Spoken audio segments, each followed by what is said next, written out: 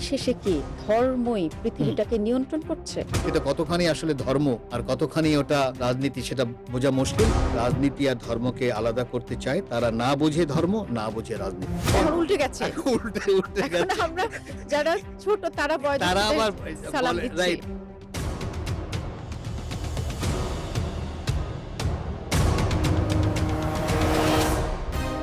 আমরা জানি যে মালয়েশিয়া, ইন্দোনেশিয়া অনেক ক্ষেত্রে কিন্তু অনেক প্রদেশে শরিয়া আইন চালু আছে। কিন্তু তারপরও তারা ধর্মটাকে এতটা ইম্পোর্টেন্স দেয়নি, যেটা দক্ষিণ এশিয়ার এই দেশগুলো বাংলাদেশ বলেন, পাকিস্তান বলেন, ভারত বলেন। তারা সবকিছু দিন শেষে ধর্মকে কেন্দ্র করে করছে। তাই নয় কি? দক্ষিণ এশিয়ার লোক এমনিতেই কিন্তু ধার্মিক।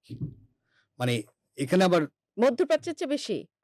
আমি মনে করি ধার্মিক এই সেন্সে বলছি যে আ আ অনেকটা কিন্তু আমাদের যেই জিওগ্রাফি আছে, যেই ডিজাস্টার গুলো হয় সেখানে মানুষ এমনিতেই এক ধরনের একটা স্পিরিচুয়ালিটি খুঁজে, কিন্তু সব জায়গায় কিন্তু কোনো না কোনো সুফি সাধুদের একটা আছে, কিন্তু পীর সাহেব ইত্যাদি আছেন। এর একটা কারণ, এই স্পিরিচুয়ালিটি খোঁজার পিছনে কারণ হলো যেহেতু সমস্যাও বিশাল, আর ঝড় তুফান হলে আরো সমস্যা এগুলা বেশি বেড়ে যায় মানুষের। এই জায়গায় আমার মনে হয় না সমস্যাটা হয়ে গেছে। সমস্যাটা হলো যে ওই স্পিরিচুয়ালিটিটাকে যখন রাজনীতিকরণ করা হয় যখন, সেই জায়গায় ঝামেলা তৈরি হয়। কারণ ওটা তো আলাদা একটা বিষয়। সে তার লাভ করতে চাচ্ছে, সে তার এজেন্ডা ফুলফিল করতে চাচ্ছে। সেটা কতখানি আসলে ধর্ম আর কতখানি ওটা রাজনীতি সেটা বোঝা মুশকিল। আমরা ধর্ম বলতে যেটা বুঝি আর রিলিজিয়ন যেটা সেটা আবার এক না কিন্তু। এটা আবার অনেকে খেয়াল রাখছে না। ধর্মর শব্দের যেই ধরো প্লাস মা, আ এটা মূলত হলো যে আ মা যেমন একটা শিশুকে যেমন নার্চার করে ওটাই কিন্তু ধর্ম। সদাচার মানে মানুষ হিসাবে ছিল সদাচার, আ অন্য কথায় প্রপার কন্ডাক্ট হলো ধর্ম। আ আমি এক্সাম্পল হিসেবে যদি বলি যে আমি এখানে কোনো বাজে শব্দ ব্যবহার করব না। ওটা অধার্মিক হয়ে যাবে। আমি এখানে সিগারেট ধরাবো না। ওটা আমি আ মানে সিনিয়রদের সাথে আমি একটা মানে 4 লেটার ওয়ার্ড ব্যবহার ওটাও মানে অধার্মিক হয়ে যাবে। সেই জায়গা কিন্তু থেকে সরে গেছে। তো যে আমি ইউনাইট করছি।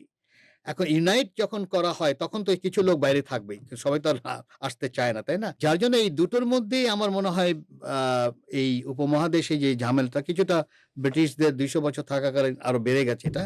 সেই জায়গায় আমার মনে হয় সমস্যা তৈরি হয়েছে এমনভাবে যে আমরা আ ওই রাজনীতিকরণের বিষয়টাকে আমরা অনেক সময় ধর্ম হিসেবে দেখছি। কিন্তু মানুষ কিন্তু এমনিতেই কিন্তু প্রচন্ড ধার্মিক। মানে প্রচন্ড স্পিরিচুয়াল যদি আমি বলি। সে নিজের মতনই থাকতে চায়। বিভিন্ন সরাতে গেলেই আবার আ রিঅ্যাকশন ও করে কিন্তু সে।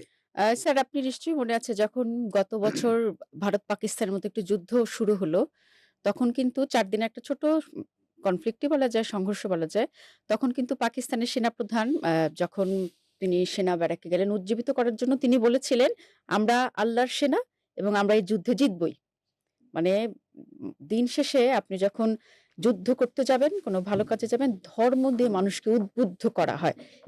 এবং আমি শুধু আমাদের দেশ বলছি কেন, আমরা যদি ইরান আমেরিকা যুদ্ধের দিকে যাই, যখন আমেরিকা সবসময় মনে করে যে তারা বিশ্বে গডের প্রতিনিধি এবং তারা বিশ্বকে ঠিক করতে আসছে, এবং আমরা ইরান যুদ্ধের সময় দেখলাম যে ওদের যে হোয়াইট হাউসে ট্রাম্পকে ঘিরে বিশেষ প্রার্থনা, দিন শেষে কি ধর্মই হুম। পৃথিবীটাকে নিয়ন্ত্রণ করছে? একটা জিনিস হলো যে দুটোর উদ্দেশ্য আবার একই। মানে রাজনীতি বলি আর আ ধর্মের উদ্দেশ্য হলো একটা ভালো সমাজ তৈরি করা। এটাই তো উদ্দেশ্য। সবাই ভালো যেন থাকে। মানে কেউ যেন খারাপ থাকে না। যুদ্ধ তো কোনো আ ধর্মের উদ্দেশ্য হতে পারে না। গান্ধীর একটা কথা মনে পড়লো এখানে। সেখানে গান্ধী বলেছিল যে, "যারা রাজনীতি আর ধর্মকে আলাদা করতে চায়, তারা না বোঝে ধর্ম, না বোঝে রাজনীতি।" রাজনীতির উদ্দেশ্যটা কি? আমি যদি বলি, রাজনীতির উদ্দেশ্য তো এটা হতে পারে না যে, আমি আমার আ আ পরিবারের কি বলা হয়, সম্পদ বাড়াবার জন্য বা জমি বাড়া এটা তো রাজনীতি হলো না তাহলে। এটা তো রাজনীতির বাইরে চলে গেল। তাই না? এখন যে রাজনীতি আমরা কথা বলি, এটা তো আসলে আ পলিটিক্স ওইটা না। কিন্তু পলিটিক্স মূলত হলো যে আমি একটা ভালো সমাজ তৈরি করতে যাচ্ছি।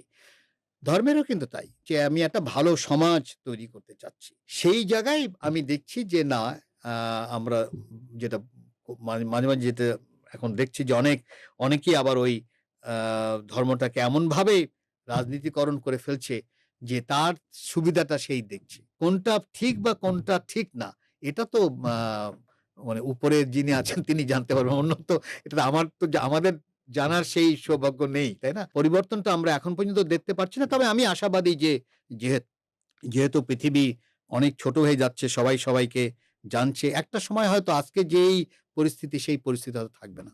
কারণ প্রযুক্তি না পৃথিবীটাকে এক মুঠোয় নিয়ে এসেছে এবং আপনি যে ধর্মের কথাই বলি না কেন সেটা ইসলাম ধর্ম হোক, খ্রিস্টান হোক, হিন্দু হোক, সব বৌদ্ধ হোক, সব ধর্মেই কিন্তু দিন শেষে শান্তির কথা বলা হয়েছে। এবার ওটা ভালো কথা।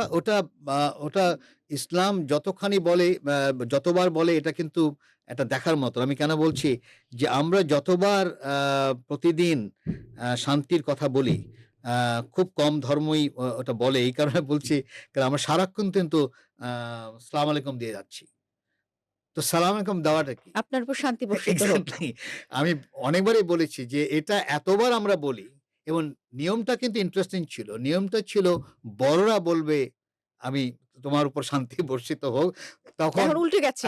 উল্টে এখন গেছে। আমরা যারা ছোট তারা তারা বয়োজ্যেষ্ঠদের আবার সালাম বলে দিচ্ছি। Right exactly. আসলে কিন্তু এই যে শান্তি শব্দটা যতবার একজন মুসলমান বলেন, এটা কিন্তু আমরা দেখি না অন্য পৃথিবীর অন্য কোনো নেই। ধর্মে আসলেই নেই। নেই। সারাক্ষণ বলছি কিন্তু শান্তি, হ্যাঁ, শান্তি, আসসালামু শান্তি বলছি, আলাইকুম। সালাম আলাইকুম। ওয়ালাইকুম কতবার আসসালাম। মানে আমরা যারা শিক্ষক তারা তো মানে শতবার মানে সালাম আপনারা পাচ্ছি। ক্লাসে যদি ১০০ স্টুডেন্ট থাকে সবার সবাই সালাম সালাম দিতে পাচ্ছেন। হচ্ছে রাইট? সবাই বলছে শান্তি বর্ষিত, শান্তি বর্ষিত। আমি ঐজন্য বলছিলাম এটা যে মাঝে, মাঝে বাংলায় করলে কিন্তু হয়তো এটা একটা ইমপ্যাক্ট হতো। কিন্তু সে জানেও না যে কেন সে সালাম আলাইকুম বলছে। সেই জায়গায় আমার মনে হয় অনেক কিছু হারিয়ে গেছে যেটা আরো আবার নিয়ে আসা দরকার যে আসলেই এই সালাম আলাইকুম দেওয়া কেন হচ্ছে? এই সালামের মানে মূল মন্ত্রটা কি ছিল? নেপথ্যের নেপথ্যে এটা যদি আমি না জানি তাহলে তো আমার আমি ধর্ম থেকেই আমি সরে যাচ্ছি। সেইজন্য আমি বলছি যে শান্তির যে ধর্মটা এটাকে আমি সারাক্ষণ বলছি। তারপরেও বিশ্বে শান্তি তাহলে হচ্ছে তো আর না। হবে না। পৃথিবীর অন্য কোনো ধর্ম নেই আমরা প্রতিদিন সালাম দিচ্ছি, নিচ্ছি এবং দিন শেষে এই সালামের তাৎপর্য যদি সবাই বুঝি তাহলে হয়তো পৃথিবীতে অবশ্যই শান্তি ফিরে আসবে।